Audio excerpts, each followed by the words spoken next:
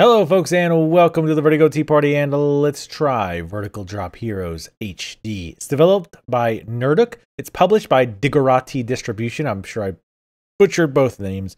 It's available for $5 for Windows and Mac. You can pick it up on GOG, Greenman, or Humble. It's also on Steam Greenlight, so if you like what you see, make sure to go vote for it. All relevant links will be in the description below the video. It does have controller support, and I will be using the controller for this video. It also supports split screen co-op and online multiplayer, neither of which did I try. So this is the prophecy, blah, blah, blah. Long story short, there's a prophecy, big treasure, all that good stuff. A hero will rise, and you are going to play all the heroes that don't make it, that die horrible deaths on the way there. But eventually, maybe you'll play the hero that does make it. This is very like Rogue Legacy in the initial setup. We're going to choose a hero. And let's see, we've got this guy, 45 hit points, 711 damage, got dual swords, crits, but less hit points, but he's got, let's see, I want intelligence and necromancer, so I will deal with that because this is pretty nice. So here's the hub area. Like Rogue Legacy, you have the blacksmith over here and you have an alchemist. Basically what you do is you can give money to the apothecary to get more hit points, and the blacksmith to get more damage on your weapons. Also, this monk down here also gives you, if you upgrade him, you get more experience and money from pacifist orbs, which we'll talk about that in a little bit. So let's go ahead and get started. And let's see, Shrine of Keys, activate this shrine to spawn 2 enemies and gain a key. Absolutely, we'll do that because we want to spawn enemies because they give us money and XP. So pretty much anytime we have a chance to spawn enemies, I will take it. So this is a roguelike game. Now, many of you who have watched this channel before know that I don't like roguelikes. So many of you might ask, why would you keep doing roguelike videos?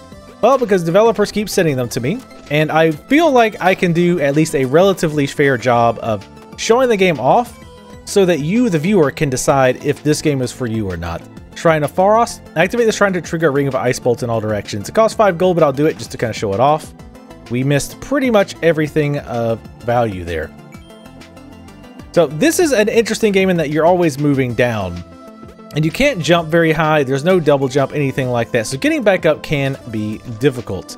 Now, luckily we have these little blue pills. These little blue teleporters that will take you back to the top. Why would you want to bother doing that? Well, often there are multiple paths to go down through the level. And sometimes you have to pick one path or the other, and you can't backtrack and check the other path. So a lot of times you want to go back and get levels, money, keys, whatever. So here's a vendor. New ability, triple shot. Purchase this new ability for Frost. Future heroes. Fire 3 arrows in an arc, allowing you to hit multiple enemies at range. I'm not going to bother buying that. These blocks we can push down and break. I'll go ahead and grab that money, of course, and we're going to head over here. Kill this guy. And unfortunately, we cannot jump up there. So we're going to skip that. We can probably get over here. Ouch. Well, that didn't go as well as I would have hoped. But we're low level, so we'll level quickly. And whenever you level, you get all your hit points back. So let me explain the basis of this game while I'm going down here, just so that you can kind of understand what's going on.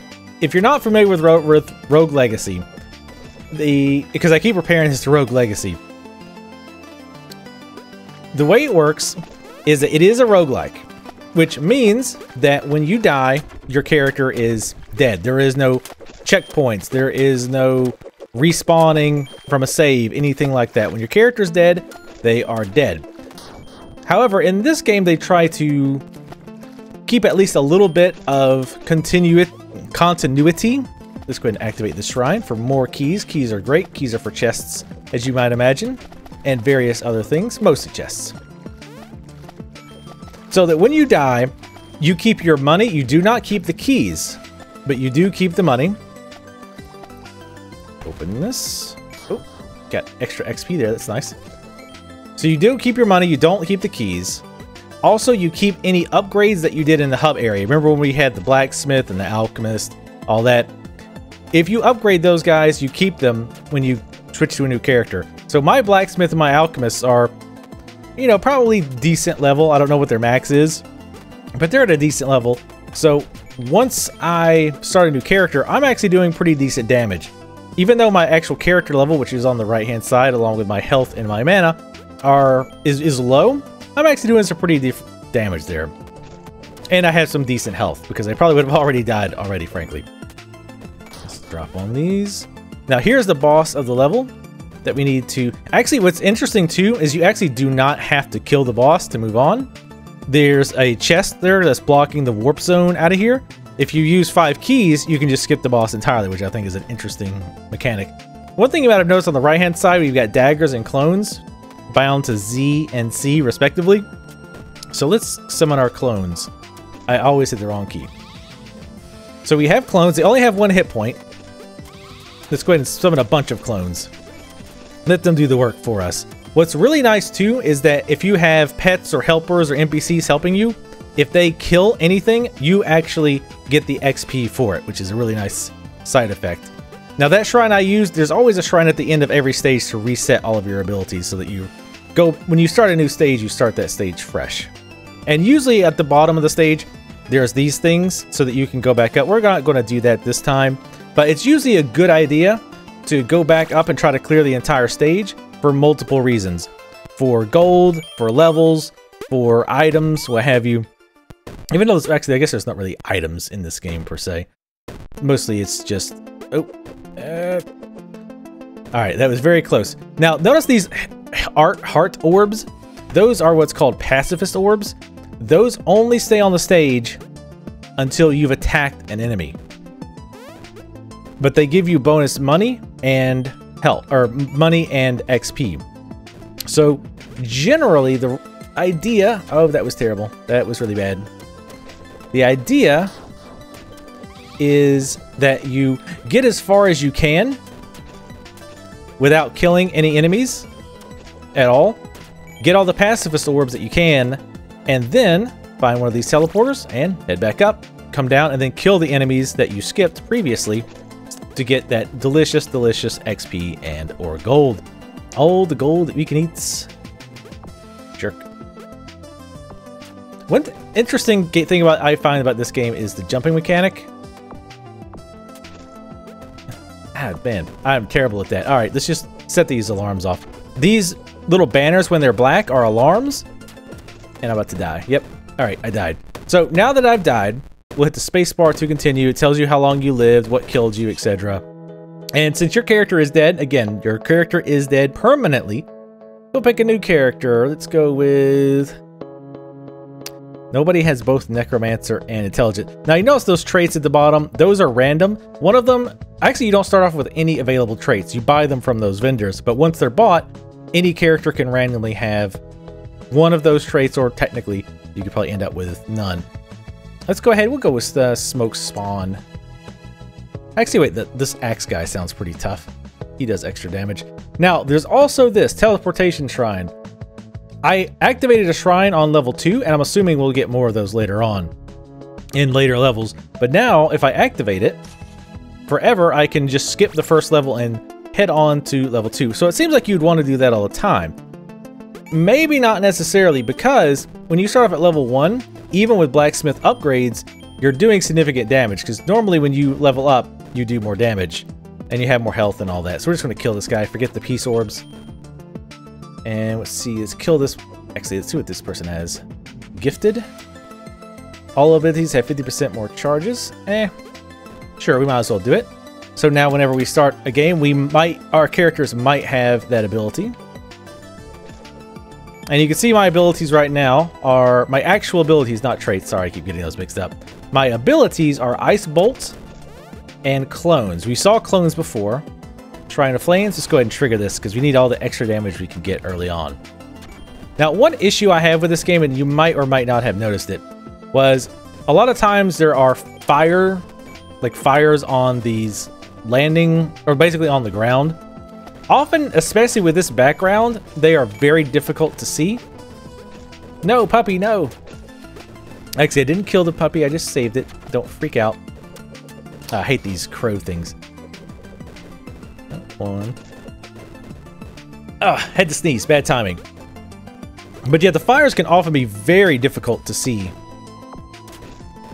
Let's kill these. Very good. on this background. So many times I've killed myself just because I was standing in a fire and didn't even realize it, which is very unfortunate, to say the least. Luckily, this stage is not quite as bad as others. And I mentioned briefly before the jumping mechanics. You can't double jump, but what's interesting is you can jump if you fall off of a ledge, right? See, so if I don't jump and just fall off of there, I can jump in midair. But if I just jump, I can't jump again. Interesting mechanic, and there's actually been many times where I've used it to get to places that would be difficult. I was going to say like right here, but that was pretty easy. Like, for example, that ledge over there, I can't jump to because it's too far away, I think. Well, never mind. Trust me, there are times where you can use that to an interesting effect. Let's jump on this guy. It seems like as well that you do extra damage if you land on an enemy or if you attack them from behind. That could just be my perception, but I feel like that is the case. The blue mana potions are there to regenerate your mana. I don't quite understand how mana works. It seems like mana only regenerates your ability on the left-hand side, so in this case, my Ice Bolt.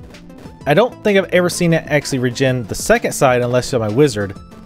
And if you're a wizard, it will do that automatically. Now, so here's one of these instances where I'm talking about where I can drop and then jump when I need to and get these guys sneak attacked. Open this treasure chest. And we're going to sneak behind these dudes, theoretically. Nice. So we're level 9, so we've gotten some levels pretty quickly because we are fighting higher enemies than we normally would be because we started at level 1, I'm pretty sure. See, that guy we killed with one shot, so I think because I was behind him and fell on him, I did extra. There's also these little side quests that you can do that it's highly recommended that you do because they usually give you some kind of reward. For example, Adventurer, 2 of my royal puppies are missing. I need your help to find them. I'll grant you 100 XP if you bring them back. Well, we've rescued one, and I think we can see the other one. So let's head on right back. Apparently, he just didn't want to bother looking. So we got 100 XP, which is always good. More levels is more damage, is more hit points. So obviously, all things that we want. Now, talking about other aspects of the game, I shouldn't have jumped there. Should not have jumped. I hate these crows. Ravens, whatever they are. Let's go back up, because I think we're going to need to... Whoa, that crow did not want any, apparently. Talking about other aspects other than the gameplay, the music, I think, is pretty fitting. It's not what I would call fantastic, but it's pretty good for the setting. Graphically, the game looks all right. Again, it's not going to win any awards. Not going to see any features written about how the game looks, but I think it fits well enough. We're going to dodge that. That was badly timed on my part. Wonderful. Also, wonderfully timed there. Luckily, we leveled up, and luckily that guy's doesn't bother to turn around. Every now and then you fall apart if you don't turn around. So let's go ahead and open this, and let's get knocked right into a raven slash crow slash whatever that might be. Let's use the shrine. Shrine of Frost, sure. And Shrine of Flames, why not? The Shrine of Flames is also useful because it blocks, or it destroys bricks as well, obviously. Shrine of Flames, sure. We got a lot of money, why not? And at this point, I want the extra XP and without worry about dying. So here's the boss of this level. The controls are really smooth. I've tried using the keyboard, and to me, as someone who is a hardcore PC gamer, who's played many games that people would almost automatically use a controller for, I think that you almost certainly want to play this with a controller. I know there's people who play games like this with the keyboard, and those people will probably not have any problems. Personally, though, I find it's definitely one of those games that is much smoother with a controller. Now, I'm not very good at using my abilities here, but I'm going to get my clones going here. All my clone army. And in fact, I'm going to... Whoa. Oh, God. I hate these birds. Wow, they are right on me, too. Alright, so luckily we killed that so we could level. I'm going to do this again to reset my abilities. And I'm going to create a bunch of clones to carry me to victory. When you don't have skill, you just make a whole bunch of clones. But yeah, when I first started, I've got to say that I've been enjoying playing this, even as someone who does not like roguelikes. However, this is not the game to get me to like... This is not the roguelike game to finally break my dislike of roguelikes. As with other roguelikes I've had similar issues with. I got Mega Jump somewhere along the line. I don't know why my special abilities changed, because now I have daggers and Mega Jump. Maybe it changes every level? I don't know. Anyway. What was I saying? Ah, yes. Most of the time with various roguelikes I've tried, like Binding of Isaac, this is a Shrine of Flight. Let's grab this. I never actually got it before. Oh, okay. Your jumping gives you flight. That's pretty neat. Let's go ahead and rescue this NPC. He will help us. If I can actually get in here. And we don't want to get into a fight, because getting into a fight takes our wings away. So we want to go as far as we can without doing that. We're going to go ahead and grab this, though. And this archer is going to help us out. But yeah, I usually get pretty far in these roguelikes, such as Binding of Isaac, FTL, Rogue Legacy, and I enjoy them at first. But then when it gets to the point where I have to reset everything and start all over, that's when I immediately lose interest. And that's kind of important that you would like that if you play roguelikes. Oh, that flame was something else. For some reason, I was thinking that was friendly fire. Because friendly fire... Never mind. Anyway, so yeah, that's when I just get tired of roguelikes. Now, obviously, if you like roguelikes, this isn't a problem with you, because if you didn't like that mechanic, that you probably wouldn't like roguelikes. It would be like enjoying football games, but not enjoying the part where you try to score a touchdown. Go ahead and get that. All right, HP increase. That was a good time for that HP increase shrine, because I was very low on life. Oh, God. Usually enemies will be damaged by spikes, but I guess theoretically those enemies are hovering just above the spikes. No, I think that guy's on our side? No? I'm not sure. Oh, no, it's he's dropping coins for us. Well, thank you very much. I could always use more coins. For whichever hero is to come afterwards, because I will certainly die. So there's some gems up there. I want to Mega Jump up here. Oop. I want to Mega Jump up here. The Mega Jump seems a little weird. You'll notice you lose momentum very quick. Well, no, that time he didn't. Yeah, the Mega Jump seems a little buggy.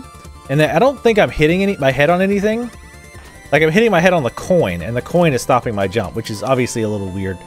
But anyway, I'm sure that's something they'll take a look at and probably fix at some point. This is a press build, by the way, so it's technically not exactly the same as the final build, so that might have already been fixed by the time you see this.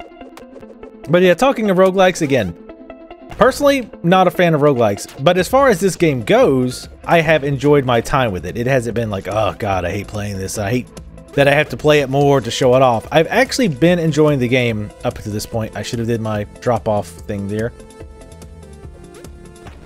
I got to use the daggers. Daggers actually do pretty good damage, and as you would see if I'd stop hitting the wrong enemy. Luckily, this guy doesn't seem to have a ranged attack, so we're out of charges for that. But we can go over here and use this shrine super strategically. And we killed him with our daggers. Awesome. Now, this is actually going to be the end for the press demo. Oh, and I really hate when it does that. Open the webpage. Sorry, hopefully that didn't mess up the recording at all. But yeah, that is Vertical Drop Heroes HD. I definitely enjoy it as far as I enjoy any kind of roguelike. Anyone who enjoys roguelikes, in particular, anyone who played and enjoyed Rogue Legacy, I can't imagine not liking this game, especially for $5. It might not have the depth of Rogue Legacy. I don't know. I didn't play Rogue Legacy that much, even though Rogue Legacy seemed to have more with, you had the dungeons and like a bunch of different types of levels and what have you.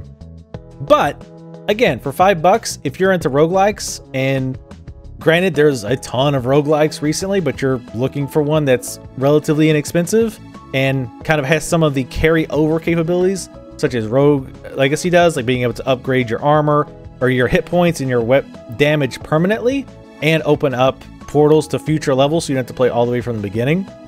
I definitely think that you should check out Vertical Drop Heroes HD. And again, any links to the game will be in the video description. And if you just like what you saw, but you don't think you're going to buy it just yet, take a second, go vote for it on the green light and help the developer of a good game out. Thank you guys for watching. As always, please leave comments. Let me know what you thought of this video. And if you've played the game, let me know what you thought about it. Follow me on Twitter. And if you'd like to see more videos like this, make sure to subscribe. Thanks again for watching, and I'll see you next time. Step back though. We are getting this worked up about a mobile game. I mean, I do hate you though. I want to be 100% clear with a moment of seriousness. I hate your guts.